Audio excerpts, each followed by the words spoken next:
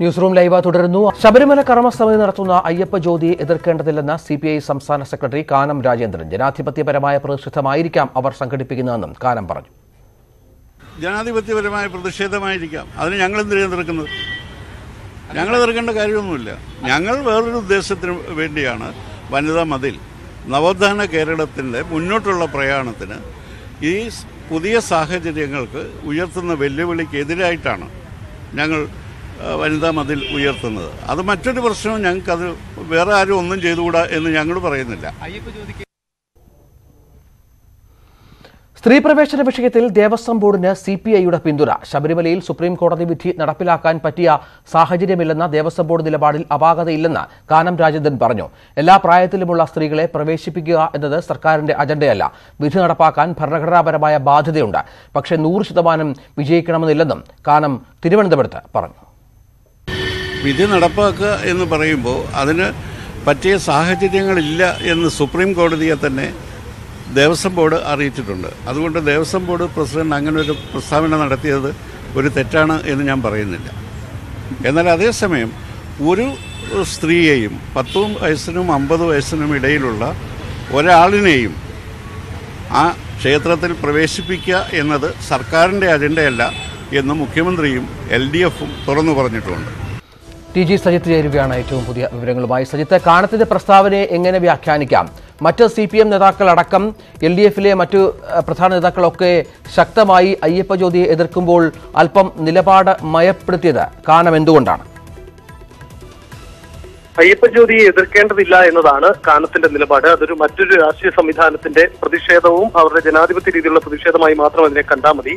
മറിച്ചൊരു തരത്തിലുള്ള പ്രചരണം ആവശ്യമില്ല. അതേസമയം വനിതാ മതിൽ അത് സംഘടിപ്പിച്ച രീതിയിലും അത് ഇപ്പോൾ പ്രഖ്യാപിച്ച രീതിയിലും തന്നെ മുന്നോട്ട് പോകും. അതിൽ അയ്യപ്പ ജ്യോതി എതിർക്കേണ്ട ആവശ്യമില്ല എന്നതാണ് കാനത്തിന്റെ നിലപാട്.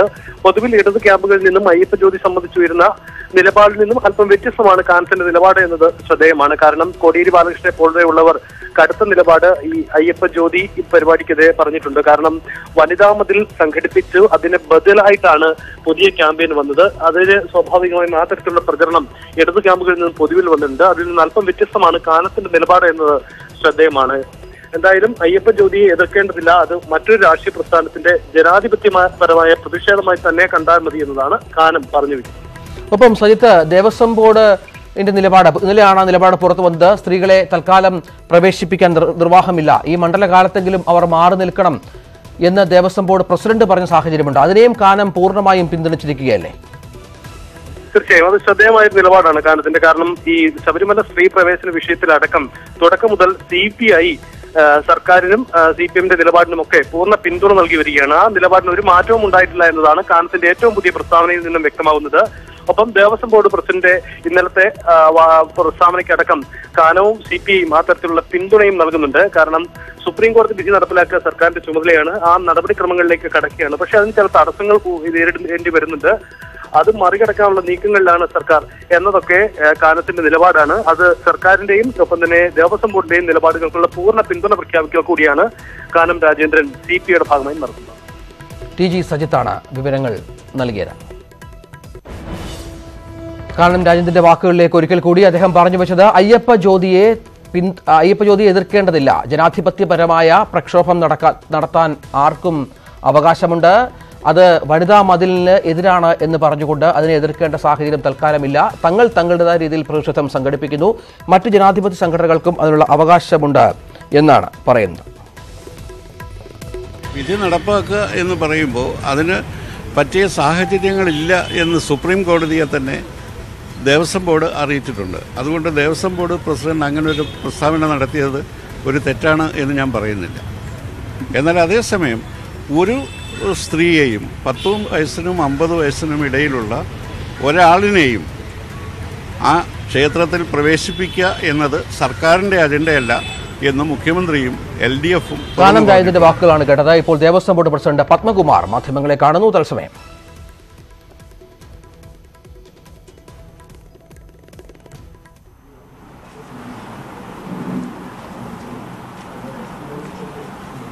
കേട്ടോ രായപ്പ, സീനിയർ അയ്യപ്പനാന്നുള്ളത് ഇവിടുത്തെ ചില പുതിയ അയ്യപ്പന്മാർക്ക് മനസ്സിലായില്ല. അപ്പം ഞാൻ പറഞ്ഞു ഇവിടുത്തെ പഴയ ഗുരുസ്വാമിയാണെന്ന്. ജീവിക്കാൻ സമ്മതിക്കാതിരിക്കുന്നുണ്ടോ? ഒരു ശല്യം ചെയ്യുന്ന ഒരാളാണ് ഞാൻ പറഞ്ഞത്. തുടങ്ങാം. നമ്മുടെ മണ്ഡലകാലം ആരംഭിച്ചിട്ട് ഇന്ന് 40 ദിവസമാകുകയാണ്. നാളെ ഉച്ചയ്ക്ക് 12 മണിക്കാണ് മണ്ഡല പൂജ നടക്കുന്നത്. ഇന്ന് വൈകുന്നേരം 6 മണിയോടുകൂടി ഇവിടെ എത്തിച്ചേരുന്ന തിരുവിതാംകൂർ കൊട്ടാരം നടക്കി വെച്ച തങ്കയങ്കി ചാർത്തിയിട്ടുള്ള ദീപാരാധന ഇന്ന് വൈകുന്നേരം നടക്കും. അതിൽ ഈ കഴിഞ്ഞ 40 ദിവസക്കാലവും നിങ്ങൾക്കറിവുള്ളതുപോലെ വലിയ വെല്ലുവിളികളെ നേരിട്ടുകൊണ്ടാണ് ശബരിമല സീസൺ 40 ദിവസം കടന്നുപോയത്. പ്രളയത്തിൻ്റേതായിട്ടുള്ള പ്രശ്നം, യുവതീ പ്രവേശനവുമായി ബന്ധപ്പെട്ട പ്രശ്നങ്ങൾ, ഇതെല്ലാം നല്ല നിലയ്ക്ക് കൈകാര്യം ചെയ്തു പോകാൻ ഗവൺമെൻറ്റിൻ്റെയും അതുപോലെ തന്നെ ബോർഡിൻ്റെയും തീരുമാനങ്ങൾക്ക് കഴിഞ്ഞിട്ടുണ്ട് എന്നാണ് ഞങ്ങളുടെ വിലയിരുത്തൽ. അതിനോടൊപ്പം ഹൈക്കോടതിയുടെ നിരീക്ഷക സമിതിയും നല്ല നിലയ്ക്കുള്ള പിന്തുണയാണ് ഈ തീർത്ഥാടന കാലം മുമ്പോട്ട് കൊണ്ടുപോകാൻ ഞങ്ങൾക്ക് തന്നിട്ടുള്ളത്. ഗവൺമെൻറ്റും നിരീക്ഷക സമിതിയും മാത്രമല്ല, ചെറിയ ചെറിയ പ്രശ്നങ്ങൾ പോലും ഞങ്ങളുടെ ശ്രദ്ധയിൽപ്പെടുത്തി അതൊക്കെ തിരുത്തി മുമ്പോട്ട് പോകാൻ ഏറ്റവും കൂടുതൽ ഞങ്ങളെ സഹായിച്ചത് മാധ്യമപ്രവർത്തകരാണ്. തീർച്ചയായും മാധ്യമപ്രവർത്തകരുടെ പിന്തുണയ്ക്കുള്ള അങ്ങേയറ്റത്തെ നന്ദിയും ദേവസ്വം ബോർഡിന് വേണ്ടി രേഖപ്പെടുത്തുകയാണ്. നമ്മുടെ മാധ്യമപ്രവർത്തകരെ സംബന്ധിച്ച് വളരെ ആത്മാർത്ഥതയോട് കൂടിയിട്ടുള്ള പ്രവർത്തനങ്ങളാണ് നിങ്ങൾ കഴിഞ്ഞ ദിവസങ്ങളിൽ ഇവിടെ നടത്തിയിട്ടുള്ളത്.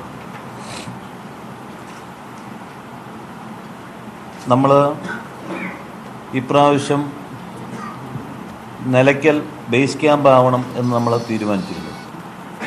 യഥാർത്ഥത്തിൽ 2007 തയ്യാറാക്കിയിട്ടുള്ള മാസ്റ്റർ പ്ലാൻ്റെ ഒരു കൺസെപ്റ്റാണ്. പക്ഷേ ഇതുവരെ അത് നടപ്പിലാക്കാൻ ആരും ശ്രമിച്ചിരുന്നില്ല എന്നുള്ളൊരു പ്രശ്നം നിൽക്കുകയാണ്. എന്തായാലും ഞങ്ങൾ ആഗ്രഹിച്ചത് അതിലൊരു ഘട്ടം ഇപ്പോൾ പൂർത്തിയായി. പമ്പ എന്നുള്ളത് മാറി നിലയ്ക്കൽ നമ്മുടെ ബേസ് ക്യാമ്പായിട്ട് മാറി. സ്വാഭാവികമായി ഈ വർഷമാണ് അത് തുടങ്ങിയതെന്നുള്ളത് കൊണ്ട് ഒട്ടേറെ പ്രശ്നങ്ങൾ ഉയർന്നു വരാൻ സാധ്യതയുണ്ട് എന്ന് ഞങ്ങൾ കണ്ടിരുന്നു. അതിലേറ്റവും പ്രധാനം വാഹനങ്ങളുടെ പാർക്കിങ്ങിൻ്റെ പ്രശ്നം. രണ്ടാമത് നിലയ്ക്കൽ ഏറ്റവും പ്രാധാന്യത്തോടുകൂടി കാണേണ്ട ഒരു പ്രശ്നം വെള്ളത്തിൻ്റെ പ്രശ്നമാണ്. മൂന്നാമത്തെ പ്രശ്നം അവിടുത്തെ ടോയ്ലറ്റുകൾ ഉണ്ടായിക്കഴിഞ്ഞാൽ സീവേജ് ട്രീറ്റ്മെൻറ്റ് പ്ലാന്റ് ഇല്ല എന്നുള്ളൊരു പ്രശ്നം. ഇതും നമ്മൾ കണ്ടിരുന്നു.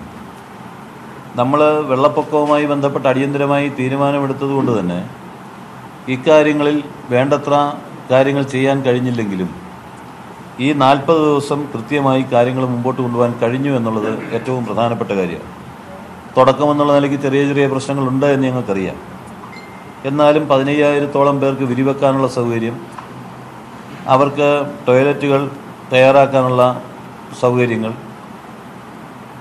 ഇതെല്ലാം നല്ല നിലയ്ക്ക് ഇപ്പം നിലയ്ക്കലിൽ കൈകാര്യം ചെയ്തു പോകാൻ കഴിഞ്ഞിട്ടുണ്ട്.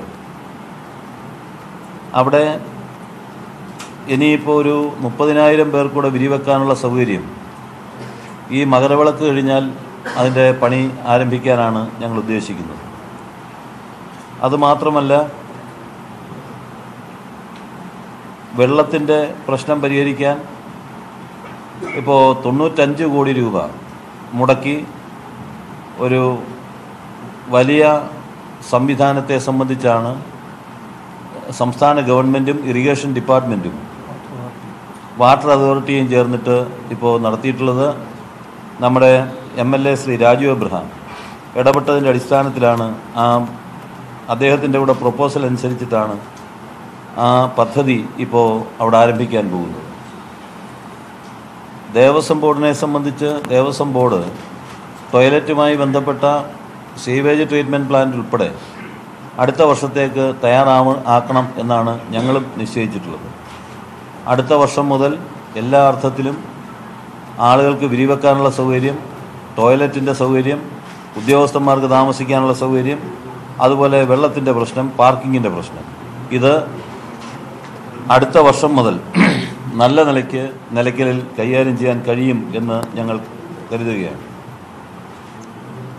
നമ്മളെന്തായാലും ഞാൻ ആദ്യം സൂചിപ്പിച്ചതുപോലെ ഈ തീർത്ഥാടന കാലം, ഈ 40 ദിവസക്കാലം അല്ലെങ്കിൽ മണ്ഡലപൂജയുടെ ഈ ഘട്ടം മറ്റ് കുഴപ്പങ്ങളില്ലാതെ മുമ്പോട്ട് പോകാൻ കഴിഞ്ഞു എന്നുള്ളത് ഏറ്റവും പ്രധാനപ്പെട്ട പ്രശ്നമാണ്.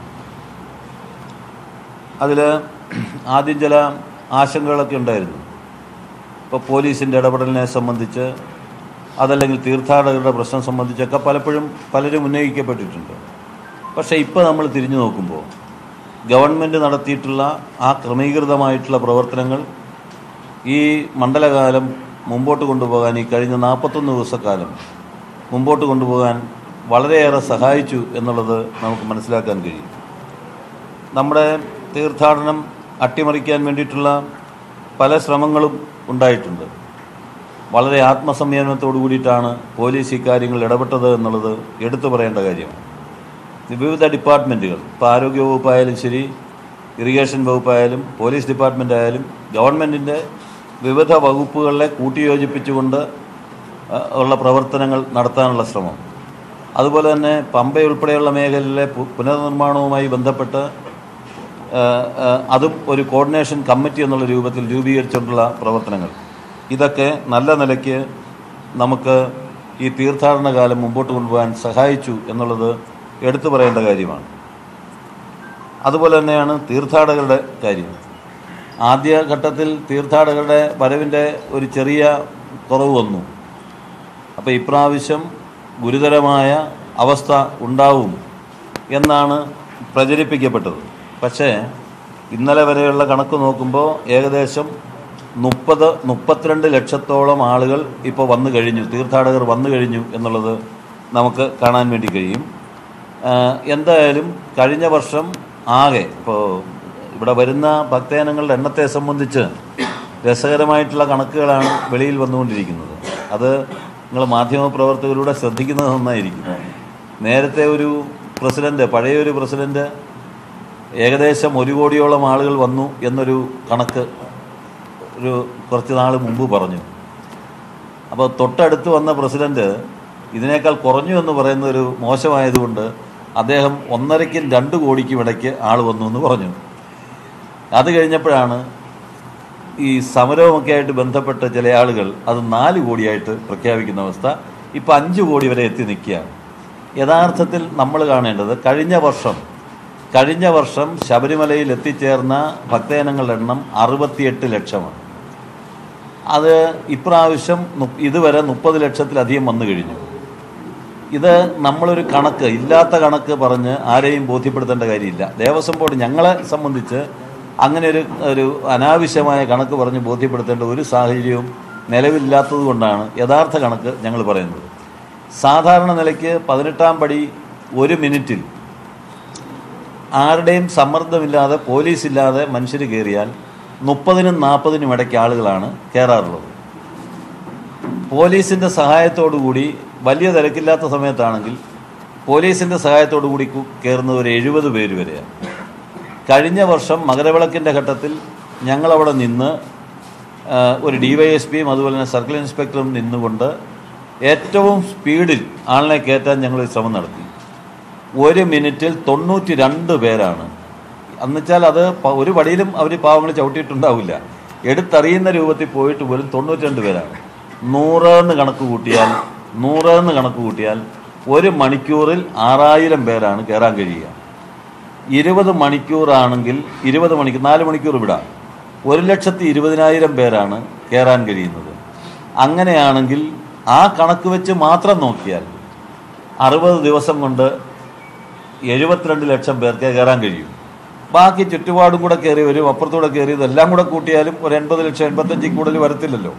എല്ലാ ദിവസവും ഈ 1,20,000 വെച്ച് വന്നാലും അത്രയല്ലേ വരികയുള്ളൂ.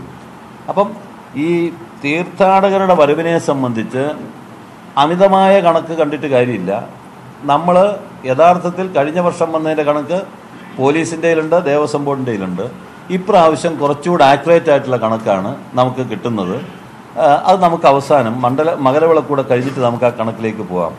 എന്തായാലും തീർത്ഥാടകരുടെ വരവിൽ നല്ല വർധനവ് ഉണ്ടായിട്ടുണ്ട് എന്നുള്ളതാണ് കാണാൻ വേണ്ടി കഴിയുന്നത്. പിന്നീടുള്ളത് ഈ കഴിഞ്ഞ 40 ദിവസത്തെ വരുമാനം സംബന്ധിച്ചാണ്. നമ്മളതിനകത്തൊരു തർക്കത്തിനോ അല്ലെങ്കിൽ ഇങ്ങനെയുള്ള കാര്യങ്ങൾക്കില്ല. ഇപ്പോൾ വന്നിട്ടുള്ളത് 105,93,417 രൂപയാണ് ഇപ്പോൾ ഇതുവരെ വന്നിട്ടുള്ളത്. 105,11,93,000 രൂപയാണ്. കഴിഞ്ഞ വർഷം ഇതേ ദിവസം 105,11,93,417. അപ്പോൾ ഇതിൽ വേറെ കുറച്ച് പൈസയും കൂടെ വരാനുണ്ട് ഈ കണക്കിൽ. ചില്ലറ കുറേ എണ്ണാനുണ്ട്. അതുപോലെ തന്നെ നമ്മുടെ മറ്റ് ലേലവുമായി ബന്ധപ്പെട്ട കണക്കുകളോടെ ചേരാനുണ്ട്. അത് നമുക്ക് മകരവിളക്ക് ആകുമ്പോഴേക്കും ആ കണക്കുകളൂടെ ചേർത്ത് നമുക്ക് പറയാൻ കഴിയും. കഴിഞ്ഞ വർഷം ഇതേ ദിവസം 1,384,374,374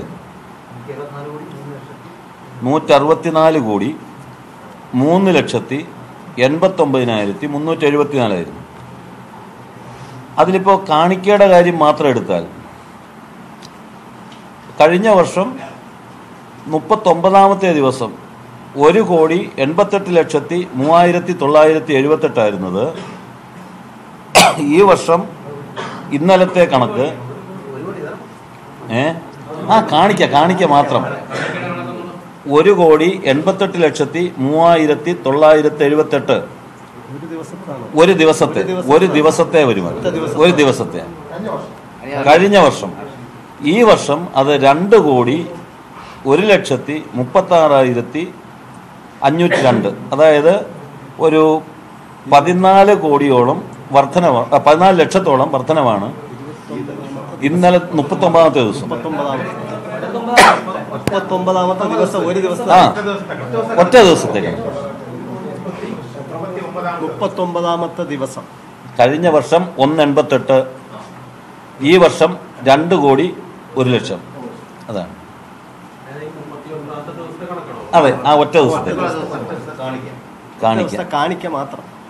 അപ്പോൾ കാണിക്കയുടെ കാര്യത്തിലും ഭക്തജനങ്ങളുടെ വരവിൻ്റെ കാര്യത്തിലും ഇപ്പോൾ വർധന ഉണ്ടായിട്ടുണ്ട് എന്നുള്ളത് കാണാൻ വേണ്ടി കഴിയും. അതിൻ്റെ ആകെ കണക്കാണ് ഞാനിപ്പോൾ നേരത്തെ പറഞ്ഞത്. ഇന്നലത്തെ കണക്കാണ്. ഇന്നലത്തെ കണക്ക് 2,01,00,000. കഴിഞ്ഞ വർഷം അതേ ദിവസം 1,88,00,000. എന്നുവെച്ചാൽ ഒരു 14 ലക്ഷത്തിൻ്റെ കൂടുതൽ ഇന്നലത്തെ ദിവസത്തെ മാത്രം. മറ്റേ ടോട്ടൽ എടുക്കുമ്പോൾ കുറച്ച് കുറവുണ്ട്. അതിപ്പോൾ ഈ വരുന്ന ദിവസങ്ങൾ കൊണ്ട് ക്ലിയർ ചെയ്യും എന്നാണ് ഞങ്ങളുടെ ധാരണ. പിന്നുള്ളത് നമുക്ക് മകരവിളക്കുമായി ബന്ധപ്പെട്ട കാര്യമാണ്. ഇപ്പോൾ ഈ മണ്ഡലകാലത്തുണ്ടായിട്ടുള്ള അനുഭവങ്ങളുടെ അടിസ്ഥാനത്തിൽ നിങ്ങളൊക്കെ ചൂണ്ടിക്കാണിച്ചിട്ടുള്ള കാര്യങ്ങളും ഭക്തജനങ്ങൾ ചൂണ്ടിക്കാണിച്ചിട്ടുള്ള ചില കാര്യങ്ങളുണ്ട്. ഇതെല്ലാം കൂടെ വെച്ചുകൊണ്ട് മകരവിളക്ക് ഒന്നുകൂടെ വൃത്തിയായി മുമ്പോട്ട് പോകാൻ കഴിയും എന്നാണ് ഞങ്ങളുടെ ധാരണ. അതിനുള്ള ഒരുക്കങ്ങളെ സംബന്ധിച്ച് ഇപ്പോൾ ബഹുമാനപ്പെട്ട മുഖ്യമന്ത്രിയുമായി കഴിഞ്ഞ ദിവസം സംസാരിച്ചിരുന്നു. അതുപോലെ തന്നെ ദേവസ്വം വകുപ്പ് മന്ത്രി കടകംപള്ളി സുരേന്ദ്രനുമായി സംസാരിച്ചിരുന്നു. മറ്റ് മന്ത്രിമാരുമായി നമ്മൾ സംസാരിച്ചിരുന്നു. വിവിധ വകുപ്പുകൾ ഇപ്പോൾ ഈ 41ൻ്റെ അനുഭവം വെച്ചിട്ട്, അല്ലെങ്കിൽ മണ്ഡലപൂജയുടെ അനുഭവം വെച്ചിട്ട് മകരവിളക്കിന് അതൊക്കെ റെക്ടിഫൈ ചെയ്ത് പോകണം എന്നുള്ള നിലയ്ക്കാണ് ഞങ്ങൾ കണ്ടിട്ടുള്ളത്. എന്തായാലും മകരവിളക്ക് ആരംഭിക്കുന്നതിന് മുമ്പ് ആ കാര്യങ്ങളെ സംബന്ധിച്ച് ഒരു ഉന്നതതല യോഗം കൂടിയിട്ട് മകരവിളക്കിൻ്റെ ഒരുക്കങ്ങളെ സംബന്ധിച്ച് ആലോചിക്കും എന്നുള്ളതാണ്. അതിൽ മകരവിളക്കുമായി ബന്ധപ്പെട്ട കാര്യത്തിൽ ഇപ്പോൾ ഈ കഴിഞ്ഞ 40 ദിവസക്കാലം അല്ലെങ്കിൽ ഈ 41 ദിവസക്കാലം നിങ്ങൾ നൽകിയിട്ടുള്ള സേവനം മകരവിളക്കിന് കൂടി ദേവസ്വം ബോർഡിന് അനുഗുണമായി ഉണ്ടാവണം എന്നുള്ള അഭ്യർത്ഥനയാണ് ഞങ്ങൾക്ക് നിങ്ങളുടെ മുമ്പാകെ വയ്ക്കാനുള്ളത്.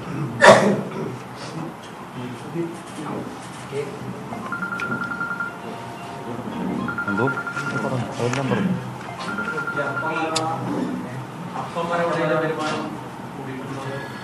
അപ്പം അരവണയുടെ കാര്യത്തിൽ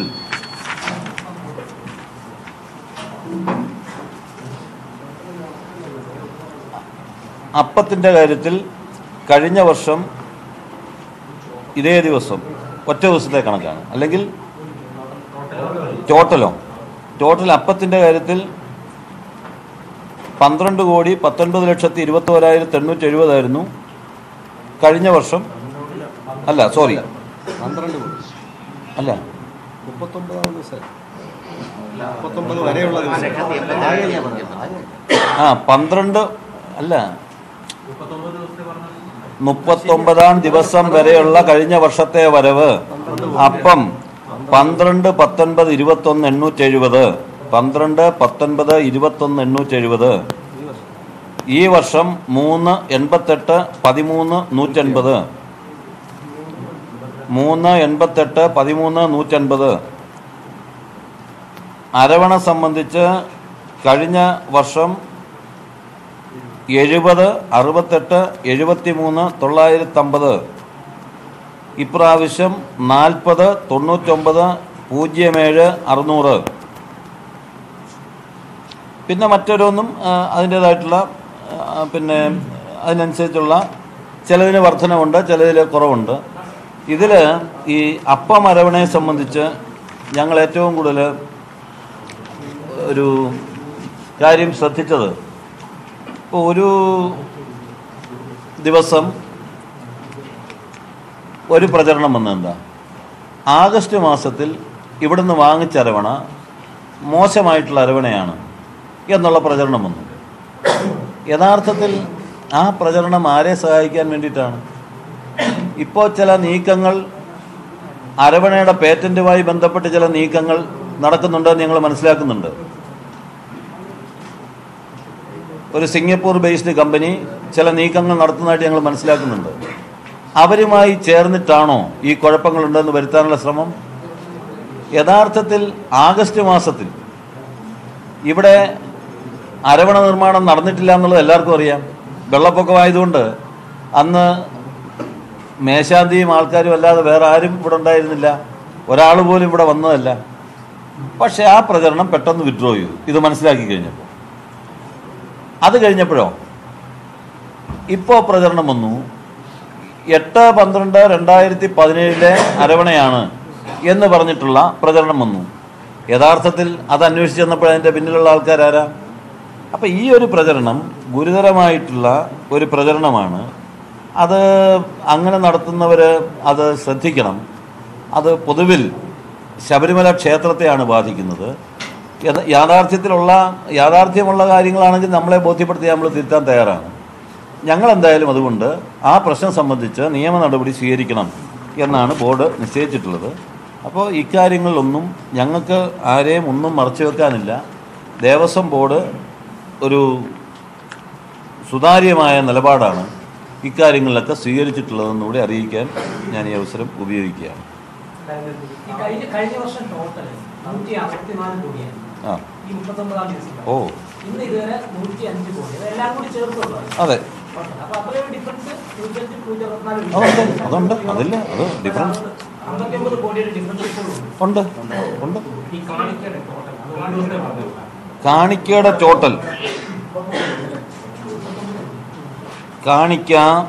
ടോട്ടൽ കഴിഞ്ഞ വർഷം ഇതേ ദിവസം ഇന്നലെ വരെ 59,10,10,663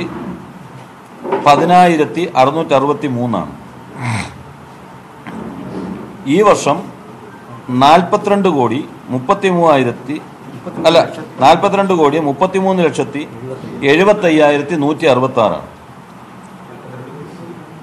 42ഉം 52ഉം 59ഉം. അപ്പോൾ ഇതാണ് ആ കണക്ക്. അപ്പോൾ ഇതാണ് ഞങ്ങൾക്ക് ദേവസ്വം ബോർഡിനെ സംബന്ധിച്ച് പറയാനുള്ളത്. ഗവൺമെൻറ്റും അതുപോലെ തന്നെ ഹൈക്കോടതിയിലെ നിരീക്ഷക സമിതി എല്ലാം, വിവിധ ഡിപ്പാർട്ട്മെൻറ്റുകൾ, മാധ്യമങ്ങൾ ചെയ്തു തന്നിട്ടുള്ള സഹായങ്ങൾക്കെല്ലാം നന്ദി രേഖപ്പെടുത്തുന്നു. ഉച്ചയ്ക്ക് ഞങ്ങളുടെ ഭക്ഷണത്തോടൊപ്പം ചേരണം എന്ന് ഞങ്ങൾ അഭ്യർത്ഥിക്കുന്നു. അതല്ലേ ഇപ്പോൾ പറഞ്ഞേ? അതിനെ നോക്കിയിട്ട് പറയാം. അവസാനം പറയാം. അത് അവസാനം പറയാം. അത് നോക്കണം, ഒന്നുകൂടെ കണക്ക് നോക്കിയിട്ട് പറയാം.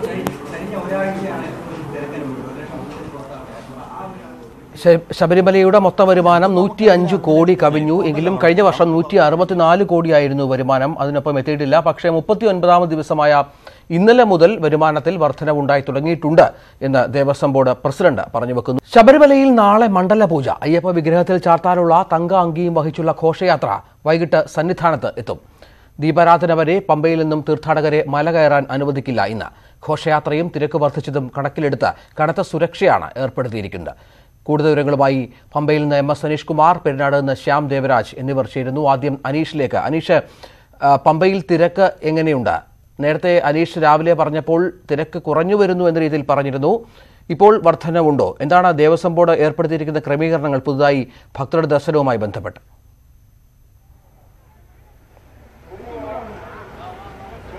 രഞ്ജിത്ത്, ഔദ്യോഗികമായ കണക്കുകളനുസരിച്ച് 30,000-ത്തിലധികം ആളുകളാണ് ഈ സമയം വരെ പമ്പയിൽ നിന്നും സന്നിധാനത്തേക്ക് പുറപ്പെട്ടിരിക്കുന്നത്. പുലർച്ചെ നട തുറന്നപ്പോൾ വലിയ ഭക്തജന തിരക്കുണ്ടായിരുന്നു. ത്രിവേണി സംഗമത്തിൻ്റെ സമീപം വരെ ആളുകളുടെ നീണ്ട നിര ഉണ്ടായിരുന്നു. എന്നാൽ ബാരിക്കേഡുകൾ ഉപയോഗിച്ച് ഭക്തരെ നിയന്ത്രിക്കുന്ന അടക്കമുള്ള കാര്യങ്ങൾ ചെയ്യേണ്ടി വന്നില്ല. എന്നാൽ ഇപ്പോൾ തിരക്ക് തെല്ല് ഒതുങ്ങിയ കാഴ്ചകളാണ് കാണാൻ കഴിയുന്നത്. സന്നിധാനത്തേക്ക് പമ്പ വഴി പുറപ്പെടുന്ന ആളുകളെക്കാൾ കൂടുതൽ സന്നിധാനത്തു നിന്നും താഴേക്ക് മലയിറങ്ങി വീടുകളിലേക്ക് മടങ്ങുന്ന ആളുകളുടെ എണ്ണമാണ് കൂടുതലുള്ളത്. കാരണം ഏറ്റവും വലിയ ഭക്തജന തിരക്കിന് സന്നിധാനം സാക്ഷ്യം വഹിച്ച 2 ദിവസങ്ങളാണ് കടന്നുപോയത്. അതുകൊണ്ട് തന്നെ സന്നിധാനത്ത് തങ്ങിയ ആളുകളുടെ മലയിറക്കമാണ് കണ്ടുകൊണ്ടിരിക്കുന്നത്. എന്തായാലും ഉച്ചയ്ക്ക് 1 മണിയോടുകൂടി തങ്കയങ്കി ഘോഷയാത്ര പമ്പയിലെത്തും. ഇതിനുശേഷം 2 മണിക്കൂർ പമ്പയിൽ ഭക്തജനങ്ങൾക്ക് തങ്കയങ്കി ദർശിക്കുന്നതിനുള്ള അവസരമുണ്ട്. ഇതിനുശേഷമാണ് അയ്യപ്പ സേവാ സംഘം പ്രവർത്തകർ തങ്കയങ്കി സന്നിധാനത്തേക്ക് കൊണ്ടുപോവുക. ആ സമയങ്ങളിൽ പമ്പയിൽ നിന്നും സന്നിധാനത്തേക്ക് ഭക്തരെ കടത്തിവിടുന്നതിൽ ചില നിയന്ത്രണങ്ങൾ ഏർപ്പെടുത്തിയിട്ടുണ്ട്. തങ്കയങ്കി ഘോഷയാത്ര പൂർണ്ണമായും സന്നിധാനത്ത് എത്തിയ ശേഷം മാത്രമേ ഭക്തരെ കടത്തിവിടുകയുള്ളൂ. അതുകൊണ്ട് ഇപ്പോൾ പമ്പയിൽ തങ്ങുന്ന പരമാവധി ഭക്തർ പെട്ടെന്ന് തന്നെ സന്നിധാനത്തേക്ക് കടന്നുപോകും. ഇതിനുശേഷം ഈ തങ്കയങ്കി ഘോഷയാത്ര കടന്നു പോയതിനു ശേഷം മാത്രമേ ഭക്തരെ കടത്തിവിടൂ. നിലവിലെ അവസ്ഥ വെച്ച് ഭക്തരുടെ എണ്ണത്തിൽ നേരിയ കുറവ് തന്നെയാണ് ഉണ്ടായിക്കൊണ്ടിരിക്കുന്നത്. രഞ്ജിത്ത്. നിലയ്ക്കൽ നിന്ന് ശ്യാം ദേവരാജും ചേരുന്നു. ശ്യാം, നിലയ്ക്കലിലെ സാഹചര്യം എങ്ങനെയാണ്? ഭക്തരുടെ തിരക്ക് അവിടെ കാര്യമായി എത്തുന്നുണ്ടോ? തങ്കയങ്കി ഘോഷയാത്ര കടന്നു വരുന്നതുമായി ബന്ധപ്പെട്ട് എന്തൊക്കെ ക്രമീകരണങ്ങൾ ഏർപ്പെടുത്തിയിട്ടുണ്ട്?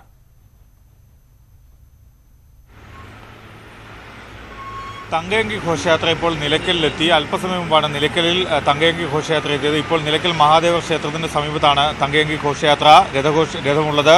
ഇത് അല്പസമയത്തിനുള്ളിൽ ഇവിടുന്ന് പമ്പയിലേക്ക് പുറപ്പെടും. ഉച്ചയ്ക്ക് 1 മണിയോടുകൂടിയാണ് പമ്പയിലെത്തുക. പമ്പയിൽ നിന്നും അവിടെ നിന്നും അധികൃതർ ഏറ്റുവാങ്ങി അയ്യപ്പസേവാ സംഘത്തിന്റെ നേതൃത്വത്തിൽ ഇത് സന്നിധാനത്തേക്ക് എത്തിക്കുകയാണ് ചെയ്യുന്നത്. വൈകിട്ട് നേരത്തെ പ്രദീപും ഒക്കെ സൂചിപ്പിച്ചതുപോലെ വൈകിട്ട് അയ്യപ്പന്റെ വിഗ്രഹത്തിൽ തങ്കയങ്കി ചാർത്തും. അതിനുശേഷമാണ് ദീപാരാധന നടക്കുകയും ചെയ്യുക. 4 ദിവസമാണ് ഇത്. 4 ദിവസം കൊണ്ടാണ് ആറന്മുള പാർത്ഥസാരഥി ക്ഷേത്രത്തിൽ നിന്നും ആരംഭിച്ച തങ്കയങ്കി രഥഘോഷയാത്ര സന്നിധാനത്തേക്ക് എത്തുന്നത്. ഇന്ന് 3 ദിവസം പിന്നിട്ടിരിക്കുന്നു. ഇന്ന് രാവിലെ ആരംഭിച്ചത് പെരിനാട് ധർമ്മശാസ്ത്ര ക്ഷേത്രത്തിൽ നിന്നാണ്. രാവിലെ 8 മണി മുതലാണ് അവിടെ നിന്നും തങ്കയങ്കി രഥഘോഷയാത്ര പ്രയാണം തുടങ്ങിയത്. വരുന്ന വഴിവക്കിലൊക്കെയും ഭക്തർ നിരവധി പേരാണ് തങ്കയങ്കി ദർശിക്കുകയും മടങ്ങുകയും ഒക്കെ ചെയ്യുന്നത്. അതിനുശേഷമാണ് അല്പസമയം മുമ്പ് നിലയ്ക്കലിലെത്തിയത്. ഇനി ഉച്ചയ്ക്ക് 1 മണിയോടെ അല്പസമയത്തിനുള്ളിൽ ഇവിടുന്ന് പുറപ്പെടും. 1 മണിയോടുകൂടി പമ്പയിലേക്ക് എത്തുകയും ചെയ്യും. ശരി ശ്യാം. ശബരിമല കർമ്മസമിതിയുടെ നേതൃത്വത്തിൽ സംഘടിപ്പിക്കുന്ന അയ്യപ്പ ജ്യോതി ഇന്ന് വൈകിട്ട് പരമാവധി ജനപങ്കാളിത്തം ഉറപ്പാക്കി അയ്യപ്പ ജ്യോതി ശക്തി പ്രകടനമാക്കി മാറ്റാനാണ് സംഘാടകരുടെ തീരുമാനം. മഞ്ചേശ്വരം മുതൽ പാറശാല വരെയാണ് അയ്യപ്പ ജ്യോതി തെളിയിക്കുക. റോഡിന്റെ പടിഞ്ഞാറ് ഭാഗത്ത് ഓരോ മീറ്റർ ഇടവിട്ട് കത്തിച്ച വിളക്കുമായി ആളുകൾ നിന്ന് വിളക്കുമാല തീർക്കാനാണ് തീരുമാനം. ശബരിമല കർമ്മസമിതിയുടെ നേതൃത്വത്തിലാണ് പരിപാടി. NSS അടക്കമുള്ള സമുദായ സംഘടനകളുടെയും പിന്തുണയുണ്ട്.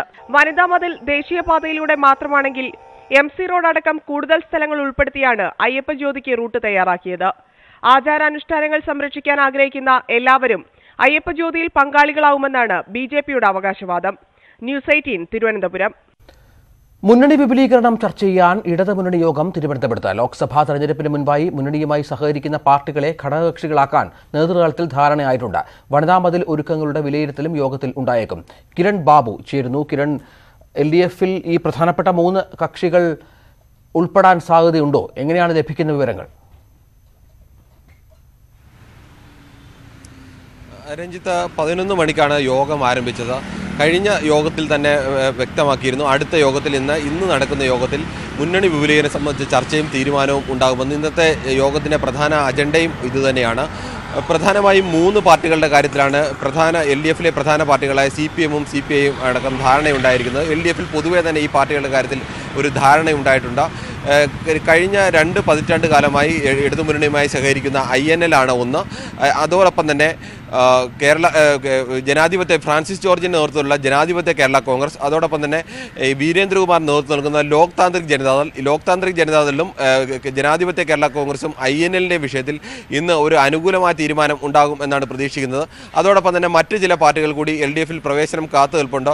R ബാലകൃഷ്ണപിള്ളയുടെ കേരള കോൺഗ്രസ് B, CK ജാനുവിൻ്റെ പാർട്ടി, CMB ഇടതുമുന്നണിക്കൊപ്പം നിൽക്കുന്ന CMB-യുടെ വിഭാഗം, ഈ 3 പാർട്ടികളുടെയും കാര്യത്തിലും ഒരു തീരുമാനം ഉണ്ടാകുമെന്ന് പ്രതീക്ഷിക്കുന്നു. ആദ്യത്തെ 3 പാർട്ടികളെയും ഇടതുമുന്നണിയുടെ ഘടകകക്ഷികളാക്കുക എന്നുള്ളതാണ് ഒരു ധാരണയിലാണ് ഇരിക്കുന്നത്. ഇത് സംബന്ധിച്ച തീരുമാനം ഇന്നത്തെ യോഗത്തിലുണ്ടാവും. അതോടൊപ്പം തന്നെ ഇന്നത്തെ യോഗത്തിലെ മറ്റു പ്രധാനപ്പെട്ട ഒരു ചർച്ച 1-ാം തീയതി നടക്കുന്ന വനിതാ മതിൽ സംബന്ധിച്ചാണ്. വനിതാ മതിൽ വിജയിപ്പിക്കേണ്ടത് ഇടതുമുന്നണിയുടെ അഭിമാന പ്രശ്നമാണ്.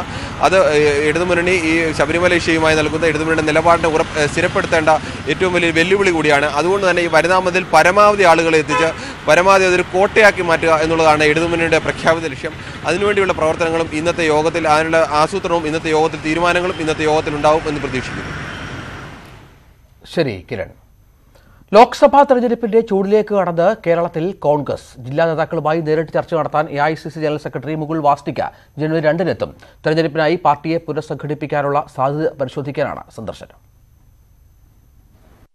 വരാനിരിക്കുന്നത് സംസ്ഥാന കോൺഗ്രസ് നേരിടേണ്ടി വരുന്ന ഏറ്റവും നിർണായക തെരഞ്ഞെടുപ്പ്.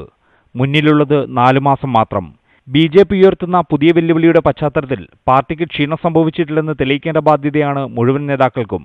സംഘടനാതലത്തിലാണെങ്കിൽ KPCCക്ക് ഇനിയും സഹഭാരവാഹികൾ ആയിട്ടില്ല. ബൂത്ത് തലം മുതലുള്ള പുനഃസംഘടനയും പൂർത്തിയായില്ല. ജില്ലാതലത്തിൽ നേതാക്കളെയും പ്രധാന പ്രവർത്തകരെയും നേരിൽ കണ്ട് തെരഞ്ഞെടുപ്പ് മുന്നൊരുക്കം ചർച്ച ചെയ്യാനാണ് മുകുൾ വാസ്നിക് എത്തുന്നത്. ആദ്യഘട്ട സന്ദർശനം ജനുവരി 2-ന് കാസർഗോഡ് നിന്ന് ആരംഭിക്കും. തുടർന്നുള്ള ദിവസങ്ങളിൽ കണ്ണൂർ, കോഴിക്കോട്, വയനാട്, മലപ്പുറം ജില്ലകളിൽ മുകുൾ വാസ്നിക് നേതാക്കളെ നേരിൽ കണ്ട് ചർച്ച നടത്തും. മറ്റ് ജില്ലകളിലെ സന്ദർശനത്തിനായി ജനുവരി പകുതിക്ക് ശേഷം വീണ്ടും എത്താനാണ് തീരുമാനം. മുകുൾ വാസ്നിക്കിന് മുന്നിൽ പരാതിക്കെട്ടഴിക്കാൻ തയ്യാറായി നിൽക്കുകയാണ് ജില്ലാതല നേതാക്കൾ. പുനഃസംഘടനയാണ് എല്ലാവരുടെയും ആവശ്യം. മുകുളിന് ബോധ്യപ്പെട്ടാലും ഗ്രൂപ്പ് തലവന്മാർക്കറിയാതെ പുനഃസംഘടന സാധ്യമാകുമോ എന്ന ചോദ്യം അപ്പോഴും ബാക്കിയാണ്. Kiran Babu, political bureau, news 18. Ayodhya കേസിൽ സമ്മർദ്ദം ശക്തമാക്കി കേന്ദ്രം. കേസ് വേഗത്തിൽ പരിഗണിക്കണമെന്ന് കേന്ദ്ര നിയമമന്ത്രി രവിശങ്കർ പ്രസാദ് ആവശ്യപ്പെട്ടു. ശബരിമല കേസ് വേഗത്തിൽ തീർപ്പാക്കിയതുപോലെ എന്തുകൊണ്ട് ഇതും കഴിയുന്നില്ലെന്ന് മന്ത്രി ചോദിച്ചു. കേസ് തിടുക്കത്തിൽ തീർപ്പാക്കരുതെന്നും എല്ലാ രേഖകളും പരിശോധിക്കണമെന്നും ബാബറി ആക്ഷൻ കമ്മിറ്റി ആവശ്യപ്പെട്ടു. ഹിന്ദുത്വ അജണ്ടയ്ക്ക് BJP പ്രാധാന്യം നൽകണമെന്ന് RSS മുഖപ്രസിദ്ധീകരണമായ ഓർഗനൈസർ ലേഖനം എഴുതി.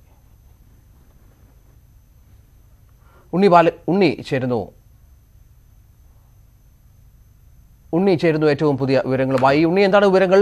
RSSന്റെ ഈ നീക്കം, പ്രത്യേകിച്ചും ഹിന്ദുത്വ അജണ്ടയിൽ ഊന്നി ഇനി മുന്നോട്ട് പോകണം എന്ന രീതിയിൽ കാര്യങ്ങൾ കൂടുതൽ കർക്കശമാക്കുകയാണ് RSS അടക്കം. ഒപ്പം BJPയും ആവശ്യപ്പെട്ടിരിക്കുന്നു കേസുമായി ബന്ധപ്പെട്ട് കോടതി നടപടികൾ വേഗത്തിലാക്കണമെന്ന്. പുതിയ സാഹചര്യത്തിൽ ഈ നീക്കങ്ങളെ എങ്ങനെ കാണാം?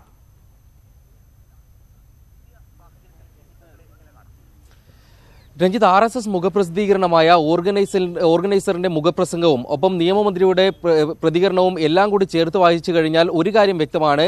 ലോക്സഭാ തെരഞ്ഞെടുപ്പിന് മുന്നോടിയായി BJP ഹിന്ദുത്വ അജണ്ടയിൽ കൂടുതൽ ഊന്നൽ നൽകുകയാണ്. തീവ്ര ഹിന്ദുത്വ നിലപാടുകളുമായി BJP മുന്നോട്ട് പോവുകയാണ് എന്നത് തന്നെയാണ്. ഇന്നലെ ലക്നൌവിൽ നടന്ന ഒരു ചടങ്ങിലാണ് കേന്ദ്ര നിയമമന്ത്രി രവിശങ്കർ പ്രസാദ് അയോധ്യ വിഷയത്തിൽ വേഗത്തിൽ തീർപ്പ് കൽപ്പിക്കണമെന്ന് ആവശ്യപ്പെട്ടുകൊണ്ട് കോടതിക്ക് മേൽ സമ്മർദ്ദം ശക്തമാക്കിക്കൊണ്ട് രംഗത്തെത്തിയത്. സുപ്രീം കോടതി ജഡ്ജിയും ഹൈക്കോടതി ചീഫ് ജസ്റ്റിസും അടക്കം പങ്കെടുത്ത ചടങ്ങിൽ നിയമമന്ത്രി രവിശങ്കർ പ്രസാദ് പറഞ്ഞത്, ശബരിമല വിഷയത്തിൽ കോടതിക്ക് വേഗത്തിൽ തീർപ്പ് കൽപ്പിക്കാമെങ്കിൽ എന്തുകൊണ്ട് അയോധ്യ വിഷയത്തിൽ 70 വർഷമായി തീർപ്പുണ്ടാകുന്നില്ല? കേസ് കെട്ടിക്കിടക്കുന്നു. വളരെ പെട്ടെന്ന് തന്നെ അതിവേഗ നടപടികളിലൂടെ കോടതി ഈ കേസിൽ തീർപ്പ് കൽപ്പിക്കുകയാണ് വേണ്ടത്. ബാബറിനെ പറ്റി ഭരണഘടനയിൽ ഒരു പരാമർശം പോലുമില്ല. അങ്ങനെയുള്ള ഒരാളെ ആരാധിക്കാൻ ഒരു സാഹചര്യം ഉണ്ടാക്കുന്നത് എന്തിനാണെന്ന ചോദ്യവും അദ്ദേഹത്തിന്റെ ഭാഗത്തു നിന്നും ഉണ്ടായിട്ടുണ്ട്. നമുക്കറിയാം RSS മേധാവി മോഹൻ ഭാഗവത് അടക്കമുള്ളവർ അയോധ്യയിൽ രാമക്ഷേത്ര നിർമ്മാണത്തിനായി ഓർഡിനൻസ് കൊണ്ടുവരണമെന്ന ആവശ്യം ശക്തമാക്കുകയാണ്. അതിനിടെ കൂടിയാണ് കേന്ദ്ര നിയമമന്ത്രിയുടെ ഈ പ്രസ്താവന. ജനുവരി 4 തീയതിയാണ് സുപ്രീം കോടതി ചീഫ് ജസ്റ്റിസ് രഞ്ജൻ ഗൊഗോയും ജസ്റ്റിസ് സഞ്ജയ് കിഷൻ കൌളും അയോധ്യ തർക്കഭൂമിയുമായി ബന്ധപ്പെട്ട ഹർജികൾ പരിഗണിക്കുന്നത്. ആ ഒരു സാഹചര്യത്തിൽ കോടതിക്ക് മേൽ ശക്തമായ സമ്മർദ്ദം ചെലുത്തുന്നത് തന്നെയാണ് മന്ത്രിയുടെ ഈ പ്രസ്താവന. മന്ത്രിയുടെ പ്രസ്താവനയെ എതിർത്തുകൊണ്ട് ബാബറി മസ്ജിദ് ആക്ഷൻ കൗൺസിൽ അടക്കമുള്ള സംഘടനകൾ രംഗത്തെത്തിയിട്ടുണ്ട്. തിടുക്കത്തിൽ ഈ കേസിൽ തീർപ്പ് കൽപ്പിക്കരുത്, എല്ലാ രേഖകളും പരിശോധിച്ചുകൊണ്ട് മാത്രമേ തീരുമാനമെടുക്കാവൂ കോടതി എന്നാണ് ഇവരുടെ ആവശ്യം. അതേസമയം ഓർഡിനൻസ് കൊണ്ടുവരികയാണെങ്കിൽ കോടതിയിൽ അതിനെ ചോദ്യം ചെയ്യുമെന്നും ബാബറി മസ്ജിദ് ആക്ഷൻ കമ്മിറ്റി വ്യക്തമാക്കിയിട്ടുണ്ട്. ഓർഗനൈസറിന്റെ മുഖപ്രസംഗം നോക്കുകയാണെങ്കിൽ കഴിഞ്ഞ 3 സംസ്ഥാന തിരഞ്ഞെടുപ്പുകളിലെ പരാജയത്തിന് ശേഷമുള്ള സാഹചര്യത്തിലാണ് ഈ ഒരു മുഖപ്രസംഗം രംഗത്ത് വരുന്നത്. മുഖപ്രസംഗത്തിൽ പറയുന്ന കാര്യം BJP വികസന അജണ്ടയ്ക്കൊപ്പം തന്നെ ഹിന്ദുത്വത്തിനും ഊന്നൽ നൽകണം, ഹിന്ദുത്വമാണ് ഹൃദയങ്ങളെ ബന്ധിപ്പിക്കുന്ന പശയെന്നാണ് ഈ മുഖപ്രസംഗത്തിൽ പറയുന്നത്. ഒപ്പം കോൺഗ്രസിന്റെ മൃദു ഹിന്ദുത്വം BJPക്ക് വെല്ലുവിളിയാകുമോ എന്ന ആശങ്കയും ഈ മുഖപ്രസംഗത്തിലും ഓർഗനൈസറിലെ മറ്റൊരു ലേഖനത്തിലും പങ്കുവയ്ക്കുന്നുണ്ട്. രഞ്ജിത്ത്. ശരി ഉണ്ണി. ഭൂമി ഇടപാട് കേസിൽ റോബർട്ട് വദ്രയുടെ വിശ്വസ്തൻ ജഗദീഷ് ശർമ്മയെ എൻഫോഴ്സ്മെന്റ് ഡയറക്ടറേറ്റ് ഇന്ന് വീണ്ടും ചോദ്യം ചെയ്തേക്കും. ചോദ്യം ചെയ്യൽ ഹാജരാകാൻ നോട്ടീസ് നൽകി. കേസിൽ ലഭിച്ച പുതിയ തെളിവുകളുടെ അടിസ്ഥാനത്തിലാണ് കോൺഗ്രസ് ബന്ധമുള്ള ജഗദീഷ് ശർമ്മയെ വീണ്ടും ചോദ്യം ചെയ്യാൻ വിളിപ്പിച്ചത്. ഇസ്ലാമിക് സ്റ്റേറ്റ് ഭീകര സംഘത്തിലേക്ക് മലയാളികൾക്ക് വാതിൽ തുറക്കുന്നത് ദമാജ് സലഫിസമെന്ന് വെളിപ്പെടുത്തൽ. മലയാളികളെ IS ക്യാമ്പിൽ എത്തിക്കുന്ന ആൾ എന്ന അന്വേഷണ ഏജൻസികൾ കരുതുന്ന അബ്ദുൾ റാഷിദ് അബ്ദുള്ളയുടെ പേരിലുള്ള സന്ദേശത്തിലാണ് ഈ വെളിപ്പെടുത്തൽ. നിരവധി ചെറുപ്പക്കാരെ കേരളത്തിൽ നിന്ന് ISലെത്തിച്ചത് കാസർകോടുകാരനായ അബ്ദുൾ റാഷിദ് അബ്ദുള്ളയാണെന്ന് NIA കണ്ടെത്തിയിരുന്നു. ഇടയ്ക്കിടെ ശബ്ദ സന്ദേശങ്ങളിലൂടെ പ്രതികരിക്കുന്ന അബ്ദുൾ റാഷിദ് അബ്ദുള്ളയുടെ പുതിയ സന്ദേശത്തിൽ ഞെട്ടിക്കുന്ന വെളിപ്പെടുത്തലുകളുണ്ട്. ISലെത്തിയ മലയാളികളെല്ലാം ദമ്മാജ് സലഫികളുടെ ക്ലാസുകളിൽ പങ്കെടുത്തിട്ടുണ്ടെന്ന് സന്ദേശത്തിൽ പറയുന്നു. ഫസ്റ്റ് ചിലപ്പോൾ മടവൂരി ആയിരിക്കും, പിന്നെ KNM ആയിരിക്കും, പിന്നെ മനസ്സിലാവും കുറച്ചും കൂടി സത്യം, അപ്പോൾ വിസ്ഡത്തിലേക്ക് പോകും, പിന്നെ വിസ്ഡത്തിൽ നിന്ന് കുറച്ചും കൂടി സത്യം മനസ്സിലാവുമ്പോൾ ഇതിലേക്ക് പോവാം, ദമ്മാജിലേക്ക് പോകും, പിന്നെ എന്താണ് കുറച്ചും കൂടി അങ്ങനെ സ്റ്റെപ്പായിട്ടാണ് ഇസ്ലാമിക് സ്റ്റേറ്റിലേക്ക് വരിക. ISനെയും റാഷിദിനെയും തള്ളിപ്പറഞ്ഞുള്ള സലഫി നേതാവ് സക്കരിയ സുലാഹിയുടെ പുസ്തകത്തിന് മറുപടിയായാണ് റാഷിദിന്റെ പുതിയ ഓഡിയോ സന്ദേശം. ഇതര മതവിഭാഗങ്ങളുടെ ആചാരങ്ങൾ സ്വീകരിച്ചിരുന്ന സുന്നി സൂഫി വിശ്വാസികൾക്കിടയിൽ മതശുദ്ധീകരണം നടത്തിയത് സലഫികളാണെന്ന് റാഷിദ് അബ്ദുള്ള പറയുന്നു. ജിഹാദിന്റെ ഹദീസുകളും അതേപോലെ ഹിജ്റയുടെ ഹദീസുകളും ഇതൊക്കെ പഠിപ്പിക്കുന്നുണ്ട്. ഹിജ്റ ചെയ്ത് വന്ന ഓരോരാളും പല ക്ലാസ്സുകളിലും അറ്റൻഡ് ചെയ്തിട്ടുണ്ട്. സുന്നി സൂഫി വിശ്വാസികളായിരുന്നുവെങ്കിൽ ഇവർ ഒരിക്കലും ISലേക്ക് എത്തില്ലായിരുന്നുവെന്നും റാഷിദ് അബ്ദുള്ള പറയുന്നു. ഇപ്പോഴും APകളുടെ കൂടെ ആണെങ്കിൽ എന്താണ് റാത്തീബും കുത്റാത്തീബും അവരുടെ ഡിസ്കോ ഡാൻസ് ഒക്കെ കളിച്ചിട്ട് എന്താണ് നടക്കുന്നുണ്ടാവും, അല്ലാതെ ചിലപ്പം ദൗലത്തുൽ ഇസ്ലാമിൽ വന്നിട്ടുണ്ടാവില്ല. ഇസ്ലാമിക രാജ്യത്തു നിന്നുള്ള 92ാമത്തെ ഓഡിയോ എന്ന് പരിചയപ്പെടുത്തിയാണ് ടെലഗ്രാം വഴി സന്ദേശമെത്തിയത്. മുഹമ്മദ് ഷഹീദ്, ന്യൂസ് 18 കോഴിക്കോട്. കണ്ണൂർ അന്താരാഷ്ട്ര വിമാനത്താവളം വഴി കടത്താൻ ശ്രമിച്ച സ്വർണം പിടികൂടി. അബുദാബിയിൽ നിന്നുള്ള എയർ ഇന്ത്യ വിമാനത്തിലെത്തിയ മുഹമ്മദ് ഷാനാണ് പിടിയിലായത്. രഹസ്യവിവരം ലഭിച്ചതിന്റെ അടിസ്ഥാനത്തിൽ DRI ആണ് ഇവരെ അറസ്റ്റ് ചെയ്തത്. മൈക്രോവേവ് ഓവനിൽ ഒളിപ്പിച്ച നിലയിലായിരുന്നു സ്വർണം. ഉദ്ഘാടനം കഴിഞ്ഞ് 1 മാസം തികയും മുൻപാണ് വിമാനത്താവളം വഴി സ്വർണ്ണക്കള്ളക്കടത്ത് ആരംഭിച്ചിരിക്കുന്നത്. തുടർച്ചയായ 3ാം ദിവസവും ഡൽഹിയിൽ വായു മലിനീകരണത്തിന്റെ തോത് അതീവ ഗുരുതരമായി തുടരുന്നു. ഈ അവസ്ഥ തുടരുകയാണെങ്കിൽ സ്വകാര്യ വാഹനങ്ങൾക്ക് നിയന്ത്രണം ഉൾപ്പെടെ നടപ്പിലാക്കുമെന്ന് മുഖ്യമന്ത്രി അരവിന്ദ് കെജ്രിവാൾ പറഞ്ഞു. NCR, ഫരീദാബാദ്, ഗാസിയാബാദ്, നോയിഡ എന്നിവിടങ്ങളിൽ അതിശക്തമായ വായു മലിനീകരണം രേഖപ്പെടുത്തിയപ്പോൾ ഗുരുഗ്രാമിൽ ശ്വസിക്കാൻ പോലും ഉപയോഗിക്കരുതാത്ത വിധം വായു നിലവാരം കുറവാണ്. പുകമഞ്ഞ് രൂക്ഷമായതോടെ ഡൽഹിയിൽ 85 വിമാനങ്ങളുടെ സമയക്രമം താളം തെറ്റി.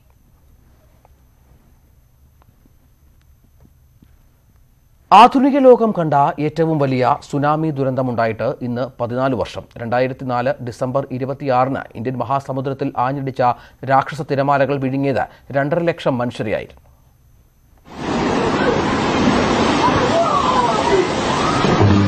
ക്രിസ്മസ് പിറ്റേന്ന് ഇന്തോനേഷ്യയിലെ വടക്കൻ സുമാത്രയിലുണ്ടായ കടൽ ഭൂകമ്പമാണ് മരണത്തിരമാലകളായി ആഞ്ഞടിച്ചത്. 9.3 തീവ്രത രേഖപ്പെടുത്തിയ ആ കടലിളക്കം ചരിത്രത്തിലെ ഏറ്റവും ദീർഘമായ ഭൂചലനമായിരുന്നു. ഇന്ത്യൻ സമുദ്രത്തിൽ 100 അടി വരെ ഉയരത്തിൽ പാഞ്ഞെത്തിയ തിരമാലകൾ 15 രാജ്യങ്ങളുടെ തീരങ്ങളെ മുക്കി. 16,000 ഇന്ത്യക്കാരടക്കം 2.25 ലക്ഷം മനുഷ്യരെ ഒരു നിമിഷം കൊണ്ട് കടൽ വിഴുങ്ങി.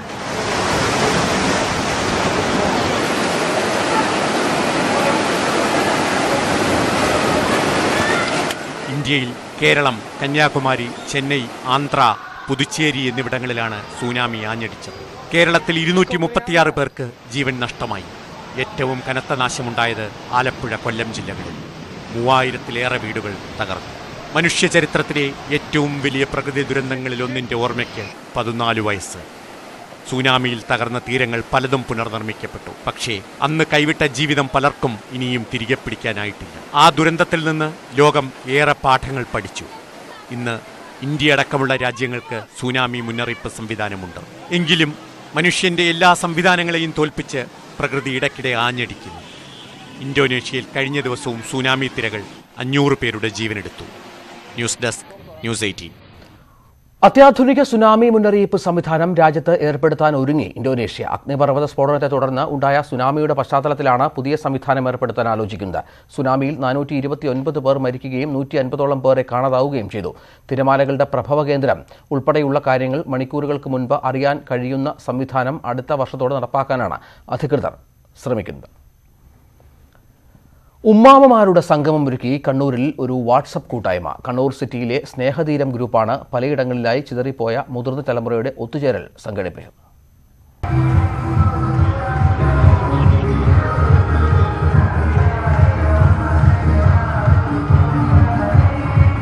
കണ്ണൂർ സിറ്റിയിലെ എല്ലാ ഉമ്മാമമാരും ഒത്തുകൂടിയപ്പോൾ അത് ഒരു ഉത്സവമായി. മാപ്പിളക്കുപ്പായവും കുട്ടിത്തട്ടവുമിട്ട് പെൺകുട്ടികൾ പനിനീർ കുടഞ്ഞും അത്തറ് പൂശിയും അവർ ഉമ്മാമമാരെ വരവേറ്റു. കുടിക്കാൻ നാടിന്റെ തനതു പാനീയം പാലുത. തിരക്കുകൾക്കിടയിൽ ഉമ്മാമ അപ്രസക്തയാകുന്നില്ലെന്ന് പുതിയ തലമുറയെ ബോധ്യപ്പെടുത്തി കണ്ണൂർ സിറ്റിയിലെ സ്നേഹതീരം വാട്സപ്പ് കൂട്ടായ്മ. ഉമ്മാമമാരെന്ന് പറഞ്ഞാൽ നമ്മുടെ എല്ലാവരുടെയും വീക്ക്നെസ് അല്ലേ. നമുക്ക് ഉമ്മാമമാരെന്ന് വെച്ചാൽ ഉമ്മാനേക്കാളും ഫസ്റ്റാണ്. എല്ലാ കാര്യങ്ങളും എത്ര വയസ്സായാലും ഉമ്മാമമാരോട് ചോദിച്ചായിരുന്നു. എല്ലാ അധികാരവും അവർക്കായിരുന്നു. ഇന്ന് ഉമ്മാമമാർക്ക് സ്ഥാനമേ ഇല്ല. അവർ ആൾക്കൂട്ടത്തിലാണെങ്കിലും ആൾക്കൂട്ടത്തിൽ തനിയെ എന്നുള്ള ഒരു അവസ്ഥയിലാണ്. ഒരു അല്പസമയം ഒരു സമാധാനം കൊടുക്കാൻ വേണ്ടിയാണ് ഞങ്ങൾ ഇത് ഉദ്ദേശിച്ചത്. വിവാഹം കഴിഞ്ഞ് മറ്റു ദേശങ്ങളിലേക്ക് പോയവരും നാടിന്റെ ക്ഷണം സ്വീകരിച്ച് ചടങ്ങിനെത്തിയിരുന്നു. കുട്ടികൾ ഉമ്മാമമാർക്ക് വേണ്ടി പാട്ടുപാടി, നൃത്തം ചെയ്തു. പ്രായം കൂടിയവരെ ചടങ്ങിൽ ആദരിച്ചു. കൂട്ടത്തിലെ കലാകാരികൾക്ക് സമ്മാനവും നൽകി. കാലമെത്ര നിസ്സാരമാക്കിയാലും വീടിന്റെ കരുത്താണ് ഉമ്മാമ, സ്നേഹത്തിന്റെ പ്രതീകവും. ഈ കൂട്ടായ്മ നാടിനോട് പറയുന്നു. ന്യൂസ് 18 കണ്ണൂർ.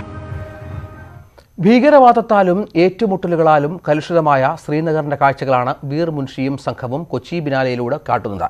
1990-കൾക്ക് ശേഷമുള്ള കശ്മീരിന്റെ കഥയാണ് കശ്മീർ ബിനാലെ എന്ന പേരിൽ അവതരിപ്പിച്ചിരിക്കുന്നത്.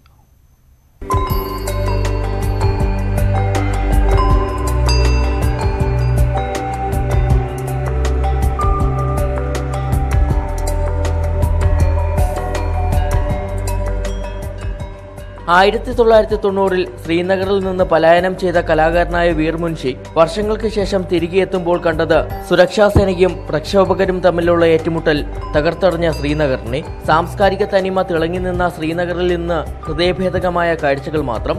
ഒരു കാലത്ത് സൂഫി സംസ്കാരത്തിന്റെ ആസ്ഥാനം കൂടിയായിരുന്നു കശ്മീർ. കലാപഭൂമിയായതോടെ എന്ത് സാംസ്കാരിക പ്രവർത്തനമാണ് നടത്തുക എന്ന ചോദ്യമാണ് ശ്രീനഗറിൽ നിന്നുള്ള വീർ മുൻഷി അടക്കമുള്ള 14 കലാകാരന്മാരുടെ ചോദ്യം. സൂഫി ഖബറിടം പ്രതീകാത്മകമായി ഒരുക്കി ഈ ചോദ്യം കാഴ്ചക്കാരോട് ഉന്നയിക്കുകയാണ് കലാകാരന്മാർ.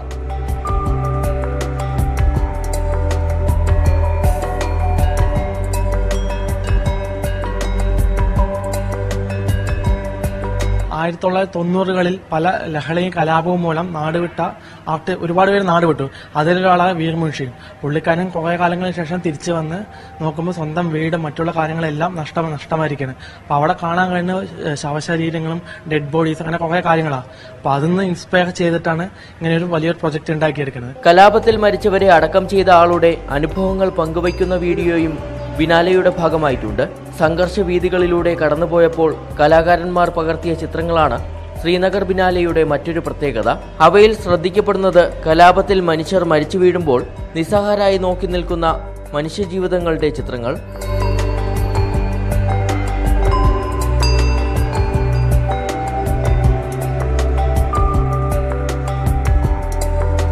ക്യാമറമാൻ മനോജ് നാനാട്ടിലിനൊപ്പം SS ശരൺ, ന്യൂസ് 18 കൊച്ചി. സംഗീത ചക്രവർത്തി മുഹമ്മദ് റാഫിയുടെ അനശ്വര ഗാനങ്ങൾ കോർത്തിണക്കി തൃശൂരിൽ സംഗീത സായാഹ്നം. റാഫിയുടെ 94-ാം ജന്മദിനത്തോട് അനുബന്ധിച്ചാണ് റാഫി കെ യാദേൻ എന്ന സംഗീത നിശ ഒരുക്കിയത്.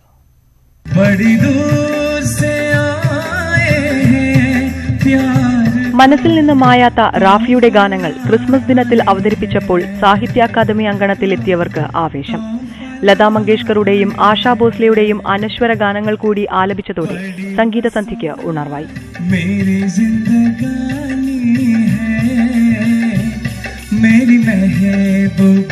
തൃശൂരിലും കോഴിക്കോടുമുള്ള ഗായകരും വാദ്യകലാകാരന്മാരുമാണ് സംഗീത സന്ധ്യ ഒരുക്കിയത്.